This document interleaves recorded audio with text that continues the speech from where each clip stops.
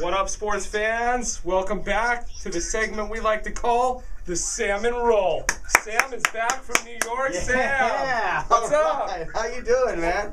Good to see you. What's going on? Yeah. I mean, What a big win! Big win! Big win!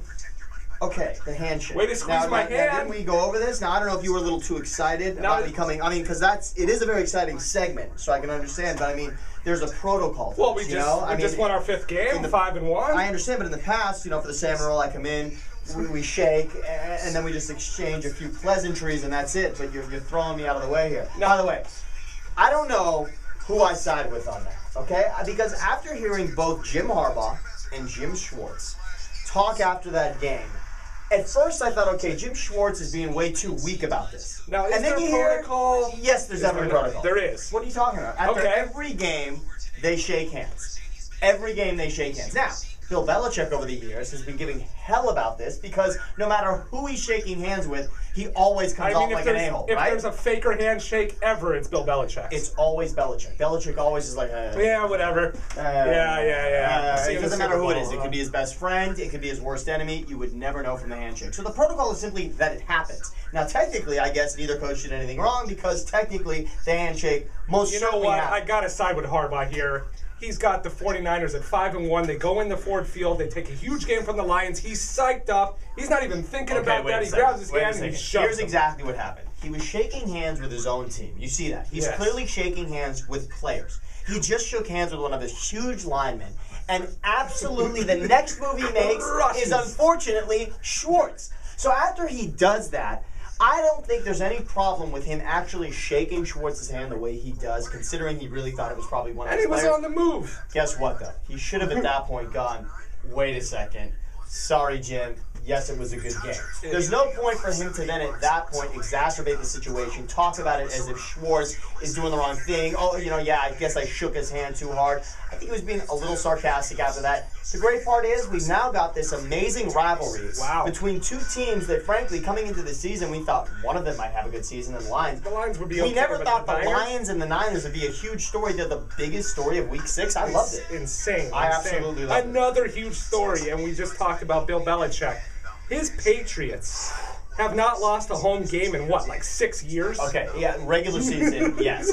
Regular season, they are incredible there in Foxborough. Now, I will say this much. Their streak was snapped of scoring 30 or more points. I mean, Rob Ryan did his job. That defense looked fantastic. But Tony Romo... Well, wait a second now. You want to crap on Romo about that game. I want to shit on Tony Romo. Okay, but for me, Roland, what happened was Tony Romo put them in position to win that game.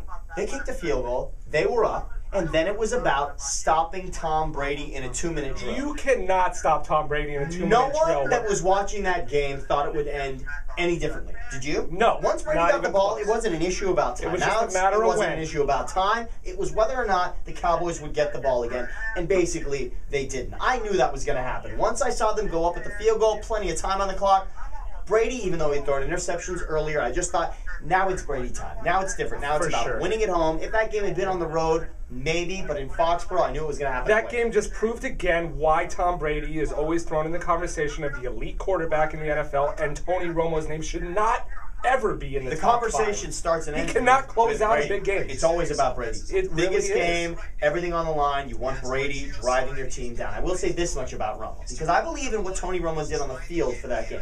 It's after the game. I was watching the highlights with Darcy afterwards, and I said, would you want this guy talking to your team, talking about your team? After the game, he's saying the same thing again and again. Well, we're a really good team, and we're just not getting it done. We really played well this week, and at some point, we're going to put it together. Okay, how many years, how many games, how many plays can we go through the same story with Romo? Even though I think, look, Romo has won a playoff game for this franchise. They couldn't do it for years. Yeah, but how many times has that guy fumbled the ball in the goal line in big situations? Look, bottom line is, it's going to go back to the Jets game. Until they win a playoff game this year, the entire season is unfortunately going to be defined by week 1, where they're in a spot to win a game in New York, and at the end of the game, he throws the ball right to Revis. And they're going to show that again and again and again. It's going to define this team unless they win the division and win a playoff game. You couldn't be more right. And speaking of the Jets, they played last night on Monday Night Football. Oof, ugly game, Monday Night Football. I really don't know rough. if I've ever seen a worse team than the Dolphins. Okay, here's what was great about it. Here's what I love. Everyone was talking about the worst teams in the league on Monday before the game. Everyone was saying, wow, the Rams are going for Andrew Luck, and the Colts are going for Andrew Luck. Nobody had the Dolphins in there. Everyone forgot about the Dolphins all of a sudden because they had a bye week, and then we didn't see them, and then, Reggie here they Bush are. comes to town. Yeah, no, this is great. All right, Monday Night Football, Jets and Dolphins. Pathetic. Not only were they up 3-0, the Jets fumbled the ball, gave them an opportunity to go up 10-0. And Matt Moore, didn't he pitch for the Rays in game 1 of the ALDS? He did, by the way. That Matt Moore had a great story. This Matt Moore did not. Nothing. Now, you can talk about Brandon Marshall getting pushed aside by Revis, but isn't Brandon Marshall supposed to be this monster of a wide receiver? Isn't he supposed to be in the conversation of Calvin Johnson and Andre Johnson? Dropped a pass in the end zone, dropped a couple other passes, and then after the game said that he didn't know that Darrell Revis was going to be on him. Really? Are you crazy? At this point, Brandon Marshall is literally the only player on the Dolphins that matters in any way. Absolutely. Literally on either side of the ball, Brandon Marshall's the only guy that matters. You didn't think Revis was going to be on you? That game was awful.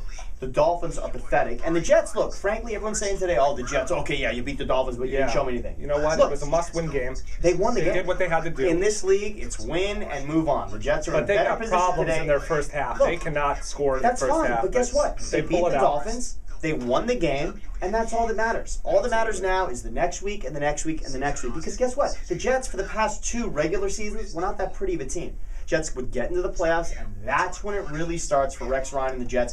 I'm not panicking on the Jets. Now, if you're a Dolphins fan, I'm sorry, you've got absolutely nothing to look forward to. I can't spin this any other way. That is Speaking of awful, panicking, awful Jason team. Campbell goes down, the Raiders go all in, they acquire Carson Palmer. Look, when I heard the news, I was excited. I heard it as a rumor, then Glazer breaks it, it's really happening. I think Carson Palmer is a great move. I know that I've heard people talk about Donovan McNabb coming to the Raiders. No. I'm sorry, there's not a lot of upside with that. McNabb, there's no mystery to it. At least with Palmer, we could say, all right, over the last couple of years, I remember Carson Palmer making crucial plays. This could really work out for the Raiders. I like it. I don't know if they should have mortgaged the entire future on it. I thought Jason Campbell was moving them in the right direction. And now you're saying it's all about Carson Palmer. He's our quarterback of the future. As a Charger fan, I'm a little scared because this guy can definitely air out the ball. And you know what? The one thing the Raiders do have is speed. They've got speed and they've got playmakers. And even Darius Hayward-Bay all of a sudden is doing something. November 10th in San Diego. It's gonna be the first Thursday night football of the year. Game. Chargers, Raiders. This is the Salmon Roll. We're out.